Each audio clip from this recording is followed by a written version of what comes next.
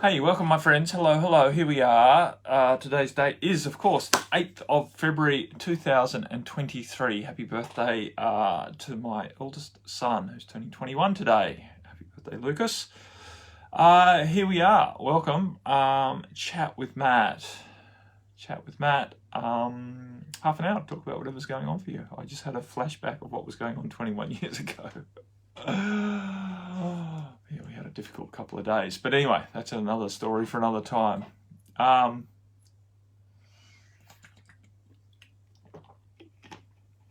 Needless to say, he made a rather interesting entrance into the world. Yeah, I've got some questions written in. I saw them earlier. You can't stop me. Bright light being screwed. I'll go back here and pull them up. There I am on live, so that's good. Okay, I've been talking about safety this month of February and sort of encouraging my community, which includes you guys. You're just a little bit behind. Well, some of you guys are you guys, and some of you guys are more on the periphery. This is a larger group, and I have a smaller group. But this topic of empowered safety, helping people sort of develop a new relationship with the concept so they're not sort of stuck in the delusion of trying to, be absolutely quote unquote safe, which of course none of us are, because none of us know when we're going to die. None of us know what could possibly go wrong, and none of us can protect ourselves fully against anything, really. Anyway, so I popped a little meme poster on. This is old, of course. I haven't created a meme poster for ages. I've been very slack in that direction. So there I am doing a bit of a standing back bend with the setting sun down here on the coast in my local area. When you know you are protected, it's easy to be confident. And when you are confident, you don't need protection. Hey, Sister Maria. So yeah, it's an interesting concept, this idea of protection. I riled up against many people who sort of taught very sort of fortress-like protection mechanisms, because I recognized that it was fundamentally very limiting, to place yourself in shields of light and all of the rest of it, and all sorts of mental techniques to help wall you off, right, to create walls of protection from the outside world and potential dangers. And while it's easy to feel safe when you're living in a castle, in a fortress, you're also trapped there. You've also had your freedoms significantly curtailed, right? You can't go to the ocean, you can't go to the river, you can't go and walk in the forest anymore because you're stuck in your castle, right? Where you feel safe, but you may as well be in prison. Happy Wednesday, Sister Deb. So, I've encouraged people over the years to develop a level of relationship with this idea of protection where it's a much more fluid thing. And I like to help people become a beacon of light, where their light is basically radiating out from them so that they're not so influenced by the external world. They, cease being a sponge and start being a beacon. And this is fundamentally, right, this authentic confidence shining out from within us is fundamentally much more effectively protective than creating walls and shields and calling in all of this different light to protect you from the external world, which requires a lot more maintenance and a lot more division, right? You're dividing yourself, or you are separating yourself from a whole heap of stuff that is potentially beneficial, even if it doesn't feel overly comfortable. A lot of people want to wall everything off, whereas if you allow yourself to become more authentically confident in yourself and you're radiating your own light out, you can still feel and perceive everything that's going on, right? You can still be an empath and an energetically sensitive person existing in the world, but you are not overly influenced by what you are feeling. You come to this understanding, integral understanding, not just a mental understanding, that you are not what you're feeling, right? That you are feeling sensing things in the external world, but you are beyond that. You are much more than that, and you can differentiate between what you are feeling and who you are being, which is fundamental to living in joy and living an empowered life, right? Where you're not pushed around by everyone else's energy. You can still feel it, and you can still respond to other people's energy. It's still a valid sense to have, and it's actually quite empowering to know what other people are feeling, because you can feel it too. They don't have to tell you, right? You feel it, and therefore you know, oh, that person is really strung out, or they're really angry, or they're in depression or sad or whatever. You can feel it without them having to tell you it, which then allows you to make conscious choice of how you interact with them, right? So it's actually a beneficial stream of information to have, whether you're sensing information from one person or from a collective or society in general, or from a situation, right? Everything has these signatures that as energetically sensitive people we pick up on. The problem is most of us aren't trained to do it in a very empowered way. So we pick up on these signals and we don't understand that we're picking up on something from outside of ourselves. We tend to own it and go, oh wow, I'm feeling really sad, like I shouldn't be. And now you start looking for reasons why you're so sad. And you tend to find them, right? With our intellect, we can go looking. If we need to justify something, we tend to find some sort of information that justifies how we're feeling, which unfortunately then traps us in it, right? Because now that we've justified it, now we need to fix what we're using as justification. And sometimes these reasons that we're using to justify what we're feeling are not easily fixed, right? Oh, it's the political system in the world that's making me feel so angry. No, you're just picking up anger from the collective. You're not being made into anything, right? Oh, I am so angry. No, you're not. You're feeling anger from outside of yourself. So, yeah, it's dangerous. It's dangerous. Well, it's disempowering anyway. How we have a lack of understanding in general, and our society doesn't train us very well to deal with what we're feeling. And therefore we feel that we need to start trying to protect ourselves from things. We put up walls and stuff to try and minimize the feeling rather than just get strong enough to cope with it. That's the point, right? We want these things to go away so that it's just easy to be happy. Happiness never comes easily. We have to choose happiness, and that choice is generally one that requires a degree of dedication and devotion to the process, right? In my opinion, all of this desire for wanting things to be delivered easily so that you don't have to make difficult choices is a bit of a fairy tale. We're all here to make difficult choices. That's how we master this planet. Doesn't have to be suffering, doesn't require us to jump through flaming hoops necessarily, just needs us to find the confidence to make decisions with a degree of confidence. Sister Jill said, I was buying a mobile phone device in town last Saturday and there were heaps of questions, one of which was date of birth.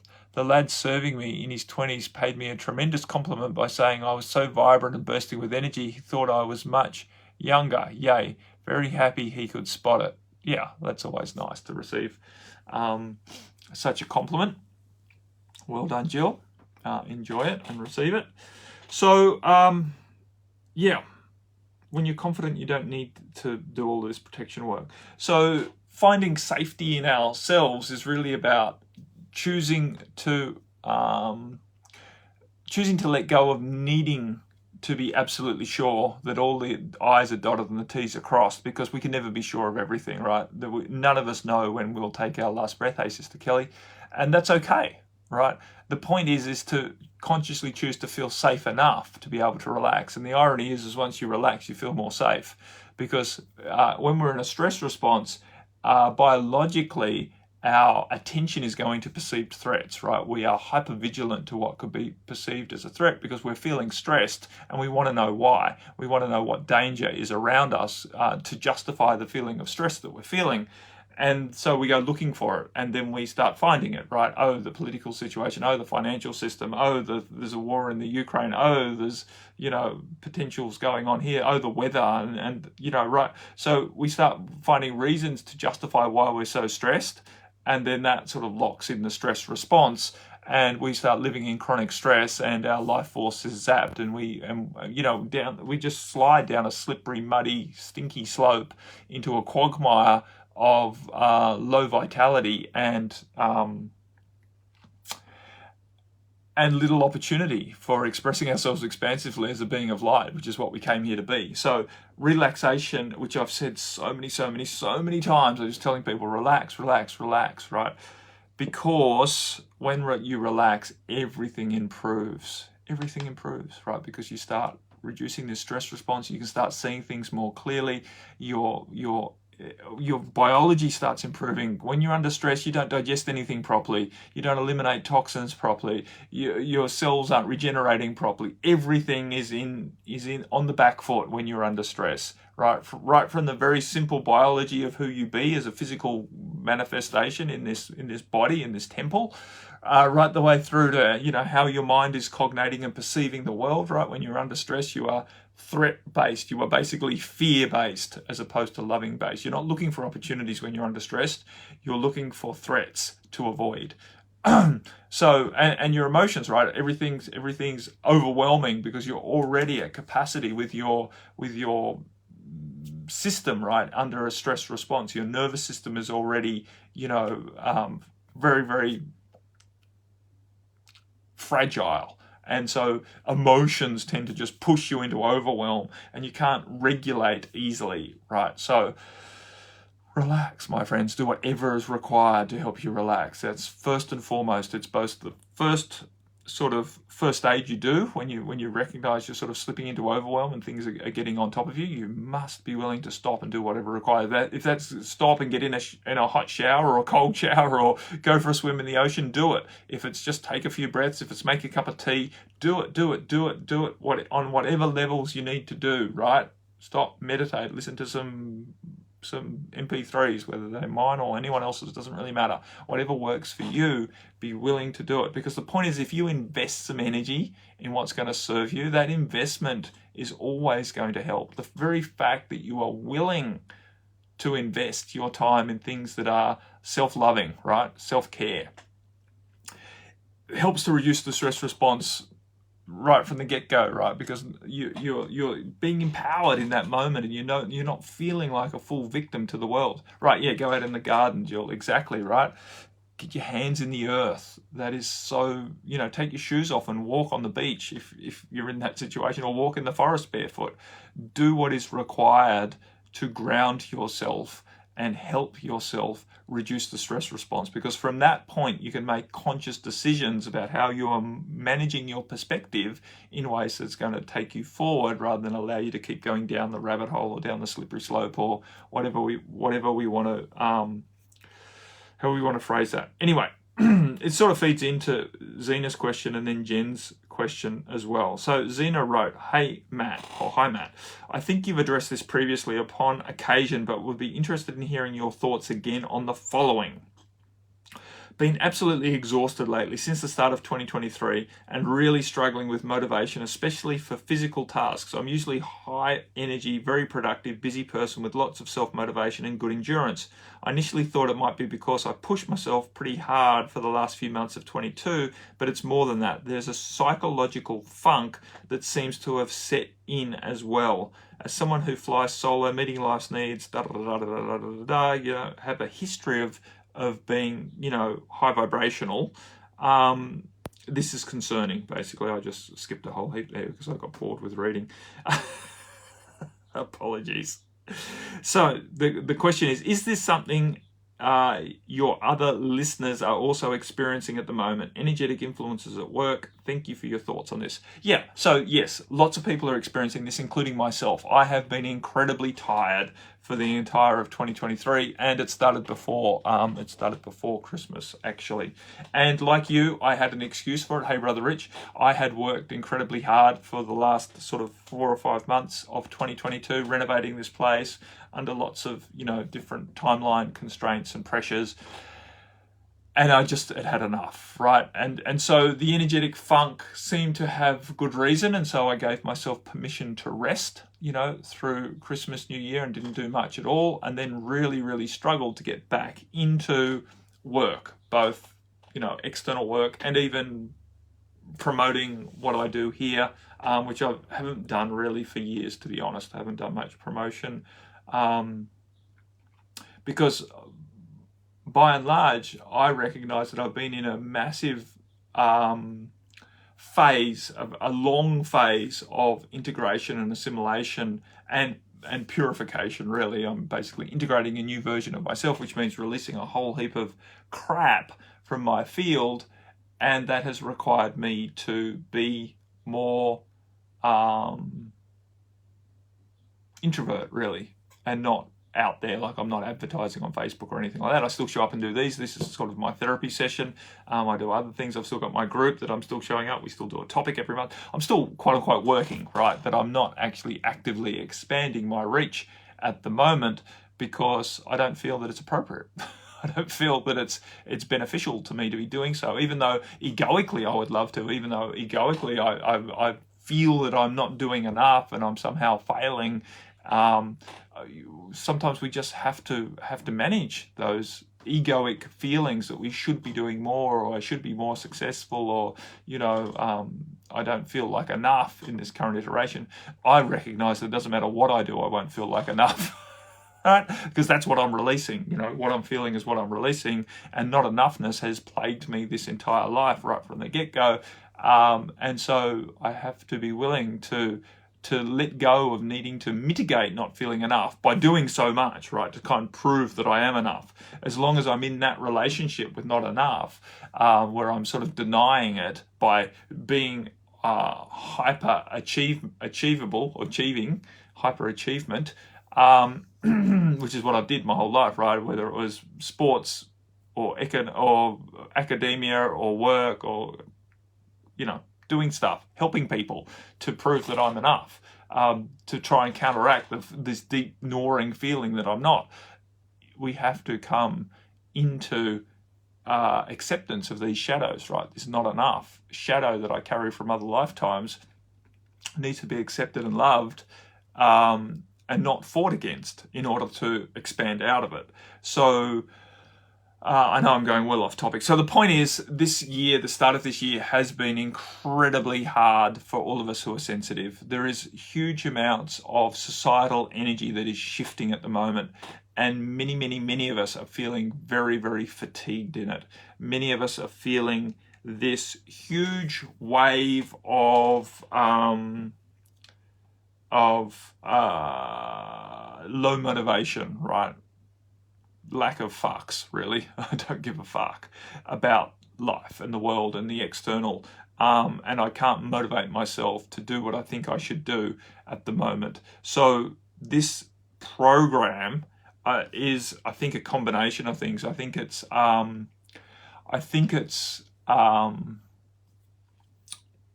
partly a lot of what we're releasing from the past coming up, and I think it's also partly a program that is out there as part of the agenda to keep the population down and small, and not resisting to certain levels of degrees the influence of agendas. So, and that's okay. Like, we don't need to fight that. I think the more that we can just allow it to wash over us and just choose to be our bright selves in it is more than appropriate.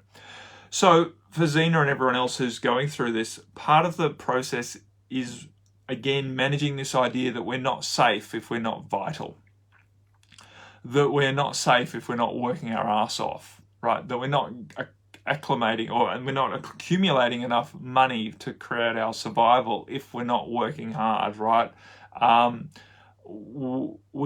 This is an opportunity to expand out of identifying our goodness, our rightness, our safety, our very persona with what we are doing, and bring it back to who we are being.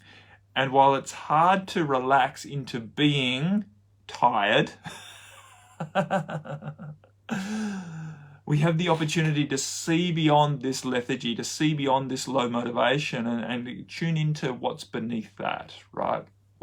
Who we are truly being, not what we're being on the surface. At the moment, we're we're feeling the experience of exhaustion and low motivation, because that's what we're purging out of our field, right? What we're feeling is what we're releasing. But choosing to recognize what we are being beneath that, the bright light of divinity that is shining through each and every one of us. When we truly start to recognize that more appreciatively and relax into that being enough, then we can break free of the matrix where we need to keep running on the treadmill to stay one step ahead of the boogeyman, to stay one step ahead of the taxman, to stay one step ahead of the destitution, right? The judgment of failure, etc., etc., right? All of us have our, concept of what we're trying to beat here by being busy, to be good enough, right? To be acceptable, to be successful.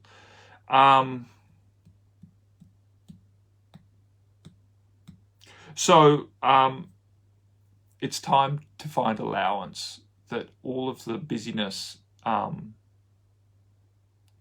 was unsustainable, pretty much. Not that we don't have the capacity to do immense things in our bodies. Our bodies are incredibly resilient when we are aligned. The point is, we've been so busy doing shit that we're not aligned with, right? From a basis of fear, right? Of having to stay one step ahead of the curve. That is unsustainable. And so we're having to regather or find a new foundation in love so that we can move forward from a state of deeper soul-based passion for what we are going to busy ourselves with, right? We'll get busy again, don't worry about that. We'll get, I quite often talk about the delusion of balance where, we're all very contained and we don't push ourselves, etc., etc. That's not human. Humans love to push themselves, and there's nothing wrong with pushing yourself when you're pushing yourself for something you're passionate about, as opposed to pushing yourself because you think you have to in order to survive or thrive or be good enough, etc., etc., or win something. So it's time for us all to find passion, and that is difficult in today's energy when it seems that so much is fucked up, so much is falling apart, so much is discordant. It's easy to just feel that it's not worth it, that there's nothing to be excited about in this world, and that no matter what we do, it's all doomed anyway. And so there's a lot of what's the point energy. There's no point energy going on at the moment in various realms, if you like, or spheres of influence. So, and that's okay. That's, again, what we're feeling is what we're releasing. And so take some deep breaths, help yourself relax into acceptance, and choose to know that, you're not sick, most likely, although all sorts of ailments are manifesting at the moment too, as we are inspired to relax out of all of this busyness, our bodies are taking the opportunity to purify, and that can present as what we would call an illness, right? A symptomology presenting that is diagnosable as something, which can be a bit concerning. And I've had a lot of clients and a lot of people reach out to me, with various concerning diagnoses from medical fraternity. And I'm not here to say, no, that's not the truth, right? Yeah, your body may well be presenting those symptoms, and it may well be, that some form of treatment might be helpful, but overall what's helpful is that we don't get overly contracted in the diagnosis, and we don't sort of buy into the prognosis, which doesn't mean being in denial, but it does mean expanding out of the absoluteness of the physical world and allow ourselves to remember that we're divine beings having an experience here, and we're basically just a projection of energy. And if we choose to, with confidence, take command of that energy, any form of symptomology can be sort of can be mitigated or expanded out of or changed. And so that's the point, my friends. It's time to really align with what we are choosing, as opposed to sort of reacting to the world. Because if we get really fearful that we've lost our vitality, then that's what we're going to keep experiencing, right? What we focus on is what we feed, and what we feed grows stronger. If we keep waking up in the morning going, oh my God, I'm still really tired. I should, I've just had all night sleeping and I still feel, and this is not right and this is bad and I'm really worried about this, then of course it's going to perpetuate, right? If we wake up and we go, another day, and without sort of having to deny the fact that you're feeling low energy, just not focus on it, right? Acknowledge it for sure, but then choose to move forward into what feels joyful and expansive anyway. What can you do in a low energy state that still feels aligned and still feels valuable and purposeful, right? Rather than worrying about and using it as an excuse, oh, I can't do it today, I'm feeling too tired. The thing is, when you choose to do it anyway, move beyond your tiredness, not from a sort of a pushy sort of I need to do this to prove myself, but from a real desire to be purposeful and passionate in what you have available to you. You tend to find the energy, right? And this lethargy sort of might still be there on the outskirts, but it's not predominating your experience, right?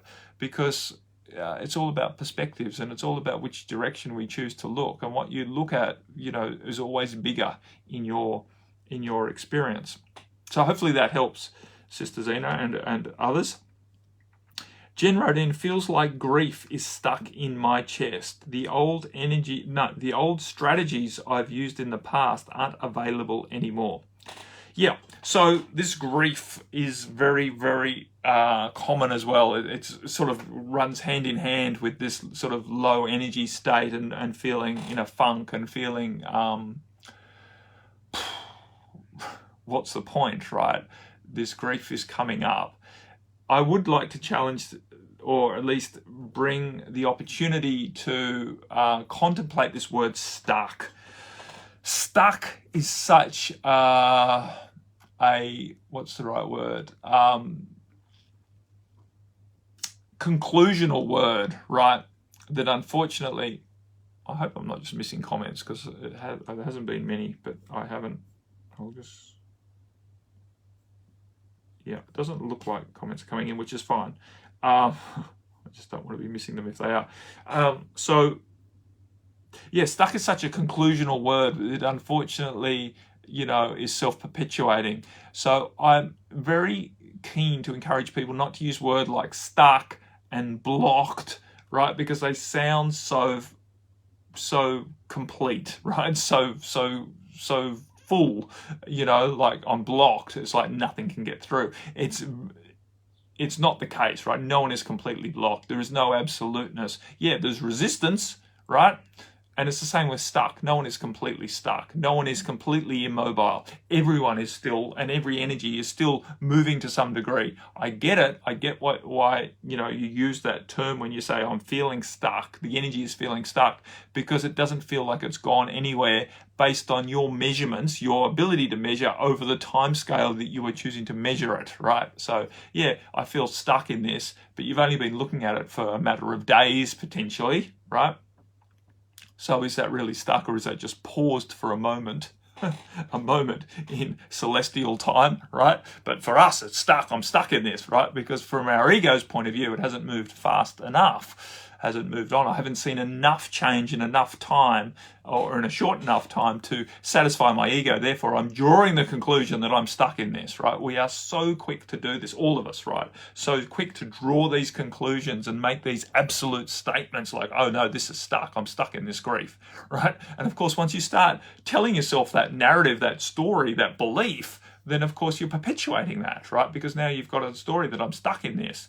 And it's much harder for it to shift when you've got that mentality. So just have to be very careful with the verbiage that we use in our own mind and in our dialogue and in our communications with others. I get it. It's a feeling that you have. The feeling is stuck in my chest. That's what I'm feeling right now. But we just have to be careful that doesn't become what we know to be true, right? Because the truth is, in my opinion, the grief is there, and it may be paused there for a moment, and it may be feeling like it's not moving fast enough, obviously. And, you know, the strategies I've used in the past aren't available. The strategies to what? Get rid of the grief? To mask the grief? To, you know... So potentially the strategies aren't available because, well, I'm not sure. There might be all sorts of reasons. It might be because someone's not available who helped you before, or whatever. Various external circumstances. I cut my hand yesterday on a freaking tin can. I was very, very upset about that. So I'm picking at it now, as you do. So the point is there's different opportunities, right? The strategies aren't available, but there's an opportunity to relax into receiving that grief and to not feel that it's stuck as a badness and a wrongness, but to recognize that it's persistent because there's something there for you. There's an opportunity there for you to relax into really receiving that grief, to acknowledging that grief, and to honoring that grief. You've lost a lot. Over many, many lifetimes, you've experienced a great deal of loss, Jen, and everyone else here, basically. We've experienced all sorts of horrendous situations that left us grief-stricken, overwhelmed in grief at the sense of loss that we've experienced in other lifetimes and maybe in this lifetime as well. So it's coming up to clear because it's heavy, and we can't carry this grief forward with the opportunities that are arising now to be much more light-filled and much more vibrant and joyous in how we're interacting with the world. We can't carry this grief any further. It needs to be accepted and processed and released in its own way. And so the opportunity is here to be with that grief and to allow the process to unfold, rather than to try and use a strategy to overcome the grief so that you can move on and get on with being busy in the world, right? Doing, and being productive, right? Because this grief, this pull to actually experience what's arising is creating a situation where it's difficult to function in the busyness that's expected of you, right? Both your own expectations and other expectations. As a valid member of this society, you're expected to be productive, right? Producing and consuming and doing all of this stuff. And when you're being with grief, you don't want to do anything, right? You just want to be in that experience and allow yourself to cry and allow yourself to feel it and allow yourself to be still in it. Which is an awesome opportunity and can be a really, really beautiful experience if you're willing to go there with an intention of allowing it to be beautiful, as opposed to, this is wrong, I shouldn't be feeling this makes no sense, right? Why am I feeling all of this grief? It seems to be stuck in my chest. I can't seem to be able to breathe through it. It feels to wanting to be, it's immobilizing me, right? It's slowing me down. This grief is preventing me from breathing, from inspiring, from moving forward, from being vital right now. That's what it's supposed to do. It's supposed to put you into a coma-like state, right? A still state. So you can appreciate what you lost, even if you don't understand that. But be there with it. Let it teach you. Let it be your teacher. Right now. And honor it. Because if we're willing to do that and not just wanting to push it away so that we can get on with doing what we think is productive and purposeful and right in the eyes of our society and in the way that we've been trained to view ourselves as a very productive and energetic and vital person out there in the world, right? Yeah, you are energetic and vital. All of us have that capacity, and sometimes it's appropriate to be still, an introvert, and present with what is, releasing so that we can move beyond it. The point is not to overly identify with what you're feeling, but still hold space for it to be in your field and to be somewhat consuming, right? It's okay to allow the feelings to consume you. You are not going to get lost in that. You are not going to lose yourself in that. You are just going to allow yourself to feel it intently and intentionally and intensely. I think all of those words are slightly different. So that's the point, Jen and others. It's we have to be willing to work with what is presenting right now, and no longer can we just brush these things aside and use various strategies to keep on keeping on, and sort of postponing this work. The work needs to be done. The purification work needs to be done. We are moving forward. Their vibration is changing at such a rate of knots now that we are all swept up in it. We can't be left behind. You don't have to worry about being left behind. You won't be. But you may have to be forced into doing the work, which might look like getting sick, right? And a lot of people are getting sick so that they can slow down and be with the process of change, as opposed to still trying to do what the society has programmed us to do, right? Produce and consume and run the treadmill. We all have to get off that friggin' treadmill, and we have to be okay with that. We have to find acceptance and allowance, and we're going to get judged at first, of course, and most people are too busy in their own shit to judge you, but right, there's all of this going on. And so breathe deep, my friends. Release your stress. Do what feels passionate, what you feel passionate about, and at the same time be willing to rest as much as you need to. And that doesn't necessarily mean just lying in bed, but it might mean reassessing what you are prioritizing, and certainly look at what you are focusing on and what you are considering you should do, must do, have to do in order to be a good, right, proper person and to maintain your safety and your well-being and your survival. We have to, to move through this time, we have to become comfortable with the idea that that we're going to die at some time, right? Whether it be tomorrow or in a decade or in a century, we're all going to leave this planet in some way, form or another. And that's okay. The point is you are not going to die. It's just your body. And while we are incredibly attached to our bodies, and there's no problem with that, we should be, and we should really worship our bodies and look after it as best we can, right? Don't throw it away. Don't be frivolous with your body, but don't be fearful around trying to maintain your life, because making decisions from fear is not going to help you, right? It'll only bring upon your demise more quickly or more painfully. So we have to move beyond this fear of death. We have to move beyond this fear of failure. We have to be willing to relax into the inevitable and choose to work with whatever opportunities are right in front of us right now. That's life. We're here to live it. And living life full on might look like introverting for a while. It might look like sitting with the grief. It might look like being really tired and really fatigued for a period of time. That's truly honoring what is present right now without becoming it. So the point is to allow yourself to feel all of this with true intensity while still maintaining the understanding, the wisdom that you are much more than what you are feeling. You don't need to suppress what you're feeling. You don't need to deny what you're experiencing. You don't even need to sort of expand out of what you're feeling and get on with doing other stuff, right?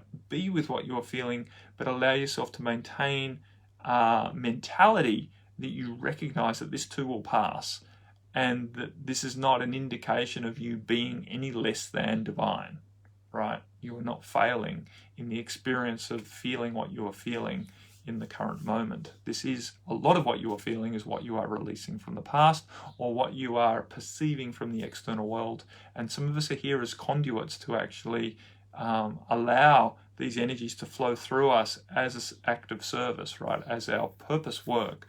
We're here to ground in and to hold space for mass transformation. And that's an uncomfortable process, especially if you're in resistance to it. This is it. Resistance just adds levels of friction to everything that creates pain, which then turns into suffering. So be willing to dance with the discomfort of being in service in whatever is arising within you. See the opportunities in it. Relax as best you can. Trust that you are loved and supported. Trust that there is a lot of help around you, both in terms of other physical beings like myself who are here to help, and you have friends and associates who will understand you, certain ones of them. It's just a matter of identifying them. And also from spirit, right? There is a huge amount of support available in spirit, so be willing to lean into that as well. Anyway, my friends, for a change, have gone well over time. I better get moving because I've got another call in 15 minutes.